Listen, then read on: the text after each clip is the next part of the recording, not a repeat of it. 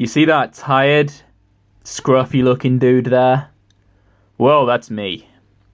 And you're probably wondering how I got here. Let's rewind.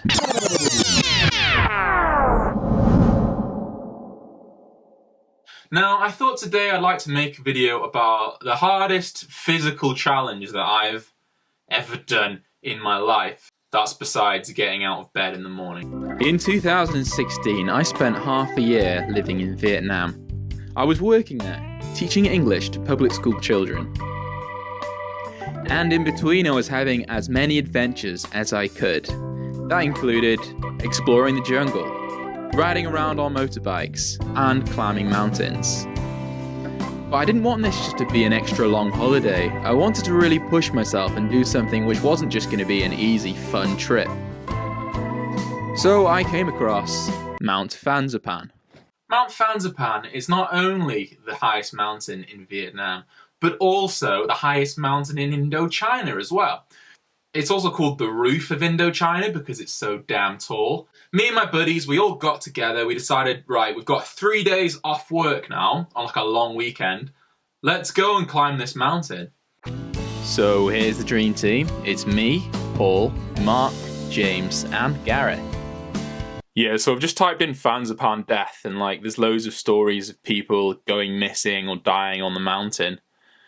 So doing this without a guide and without being properly equipped is really not a good idea. Now, Sapa is like a mountain village right on the northern reaches of Vietnam, just next to the Chinese border. And it's actually a really popular spot on the Vietnamese and Southeast Asian tourist map because it's so beautiful and green and verdant, and you've got these towering mountains all around.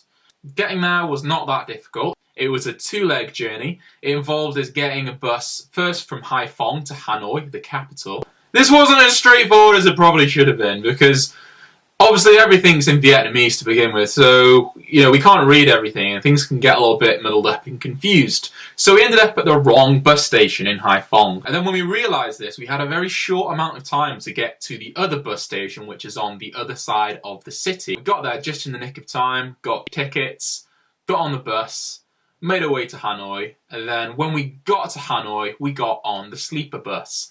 Now, I've heard all sorts of horror stories about sleeper buses. Apparently it's cramped, there's too many people in there, it's difficult to get a good night's sleep, but I found it an absolute joy, to be honest. I got in there, got my little compartment, got a blanket, had a bit of sponge cake off my friends, read my book with my little light, and over the speaker system they were playing finger-style guitar versions of Simon and Garfunkel and that song from Love Actually.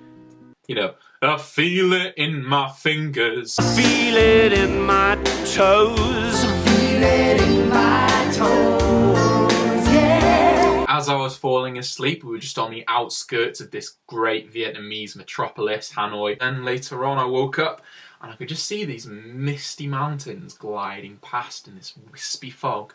We had arrived in Sapa. Okay, when we first got to Sapa, it was a bit of a cultural experience in itself because we got off the bus. We were immediately accosted by people who wanted us to stay at their house, like a homestay sort of experience. Now that's a great thing to do because you get an experience of living with a Vietnamese minority family in their hut. But we weren't there for that. We were there to climb the mountain. So we kind of said, oh, sorry, we're going up the mountain. We might give you a call later. So we went to this little pho restaurant. And as soon as we got there, we saw this pig arriving in a cage and they tied it up and began the process of killing it, butchering it basically. And I went inside and I had ordered pork noodles and I could just hear this pig screaming outside, screaming for its life. And it was kind of a strange experience for me because I was witnessing not only the death of the pig, but also they were preparing it, the butchering it for the meat. The meat was then getting cooked into the noodles and I was eating the noodles. So that was a bit of an eye-opener for me. After that, my friend James, because he's a genius and obviously I'm a bloody idiot, he decided to put all his excess stuff in a locker at a hostel. And me, I was like, no, I've got all my stuff in a backpack. I'm going to be okay to climb this mountain. I'll carry it all with me. And for most of the way, that was true. More on that later. We got some public transport to the entrance of the national park, so we could like approach the base of the mountain. As we got there, I bought a load of like Taiwanese style boiled eggs, which are basically barbecued boiled eggs. Exactly the same result, just a different method of making them. We're in the national park, we're all suited and booted. Let's go climb the mountain. Just then, a guard steps out. Where are you going? We're gonna go climb the mountain, if that's alright with you. No, you're not. And he basically listed 4 things that we needed if we were going to climb this mountain. So you need like a local guide with you. Like, you need a license to enter, proof of insurance, and be a part of a paid tour. You can buy this as a package either at Sapper or like on the internet or something. We were just kind of winging it. So we were like, all right, sorry, you know, we'll head back to Sapper, we'll sort out a guide and we'll come back when we're ready. And he's like, okay. So anyway, after making our apologies, we leave the gate of the national park, we turn left, go down the road a bit, find this rocky slope which goes into the forest. We climb down it and we make our way into the jungle to try and find the path by ourselves. To sneak around the tourism office as well. You know, any guard could have seen us at any point, so we had to be very careful. I felt a bit like a spy or a ninja or something. It's quite fun actually, but again, very naughty. We should have paid for a trip. It took us about like an hour or like 2 hours to actually find the path. We had to use like little cues that we could find, indicators, for example, like mule dung, where like, you know, mules would have been using that path. Litter was a good indicator we're on the right way. Or like sometimes we'd see like the vague outline of like a path, like a little dirt road, and we'd be like, oh right, this must be the way. And as you're walking down it, you kind of realise, oh wait, this isn't a dirt road, this is a stream. Luckily, because there's a few of us, we could all second guess each other and like argue, dispute people's ideas and, you know, find the right way to the mountain. Along the way, we found the Love waterfall, which was really beautiful. Got a pic of that. What happened is we came across like a derelict, disused version of the path which might have been used in the past. And there were a lot of like signs which were detached from the post, so you'd have to like pick up the sign, put it on the post, and you'd be like, oh right, it's pointing that way. A little bit like the Crystal Maze or something, or like some game show. Another giveaway was like the path was like barricaded by like an uprooted tree or like branches or something to stop people from going down there. And what we kind of realised is if it's barricaded, that's the path that we want to use. And we come across like this big open golden stream, which was really nice. We took a few minutes, had like a selfie opportunity. And we saw some like hill people, like local tribes people walking past. And we kind of asked them if we were going the right way to the mountain, and they were kind of like, yeah, it's that way, man. We were like, alright, cheers, man. Finally, we came across this like big meadow clearing, and someone was coming the opposite direction, and they were just saying, yeah, we've just been to the mountain, we're on the way down now. Yes! We were on the right path. We weren't walking mindlessly into oblivion. Where I'm from, the mountains are very barren, there's kind of no trees on it, it's just like rocks and grass, basically, and a bit of shrub. So, like, you know, it's very easy to kind of realise where you're going. But we were literally hiking through the jungle. It was very steep, and I had this massive bag on my back, and it was way too heavy, way too much in there. It was basically closed because I knew I was going to be there for a few days, and I just thought I'd bring it all with me. And like, I now know the meaning of the word burden. I was so burdened by this backpack. Like, it really slowed me down. It was just so heavy, god damn it. We started making like sheer ascents, like very tight ascents where you're literally climbing on rocks. We finally reached what's called base camp, but it's not actually base camp, it's like a camp next to the summit, basically. Okay, so we have reached Shangri-La, the midway camp of Fansipan. So it looks like we're not going to starve and shit ourselves. We try and like negotiate with the people there to try and let us stay, or like, can we sleep under a bit of tarpaulin or whatever, or like have some food, or we'll pay you. Which at the time, I got to admit, we were all pretty annoyed. We were like, come on mate, can you not just help us out? But we were there illegally, and we went with a guide. You know, like, I can't really blame them for not helping us, really, looking back. So we walk up the ridge, My mate James, he's a crazy guy. He was like trying to hunt a goat for a bit. I don't think he was serious about it, but he was chasing that goat for a little bit. We got up to an altitude where normal trees don't grow anymore. All there was bamboo. So we slept in the bamboo forest. So we set up camp and we made a fire out of this bamboo.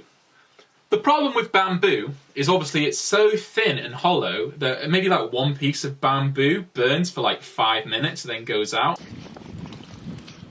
This is our bamboo fire. The main problem we've got is that it's not sustainable. The bamboo burns too quickly. So we had to sleep in shifts. We couldn't all sleep at the same time. One person would always have to be awake, like consistently feeding bamboo onto the fire. If you put too much bamboo on the fire, it goes up like whoosh, and if you don't put enough on, then it goes out. And obviously that's a different problem altogether because it's a pain to light that damn fire, I'll tell you that much. But I remember like when it was my shift, James was sleeping next to the fire trying to keep warm, and I put a little bit too much bamboo on there and the whole thing went whoosh. At that point James woke up from the sheer heat and was like, "Bah! This is torment!" Sorry, James. So I cooked my courgette on the fire as well and we kind of passed it round. And even though it was kind of grim and burnt on the outside, everyone was kind of appreciative to be able to eat something warm and juicy, you know. I feel like it put a lot of spirit back in us. So at that point we decided to call it a night, or should I say call it a morning. And we all climbed the mountain together. We were only about 1 hour away from the summit, but it took a lot longer than that because we were so exhausted. There was like cloud billowing over the top of us as well. So like it wasn't the most comfortable place to sleep. But we finally got to the beginnings of the summit, and the reason why we knew that is because there was like these stone-clad steps. A bit of a change up, which was quite nice, walking up the summit rather than just the mud track we've been on before that. Really nice because we were rewarded to some really beautiful views at the tops of the mountains as we climbed higher and higher. But as we got to the kind of the nearly the end of the summit, my mate Paul sat down for a bit. And I was like, "You okay, Paul, mate?" And he goes, "Blah!" And he just pukes up. I'm like, "You okay, bruh?" And he goes, "That's the first time I've ever been sick from exercise." Anyway, he's all right. And we carry on climbing. Now, the summit of Fansipan is not the same as it would have been like 10 years ago because they've just built a giant cable car and tourist complex at the top. Literally, there's like a shopping centre at the top of this mountain now, and like a big restaurant and a cable car, which I believe is the longest cable car, or the second longest cable car in the world. Walking closer and closer to the summit, we were joined by like Vietnamese people who had just ridden the cable car up. And like there was this kid, and he's got a snapback on, his hoodie, his like shorts, and his like high top sneakers on, trainers on, and like he's walking up next to me, and he's kind of on his phone, and he looks at me and he goes, "Are you tired?"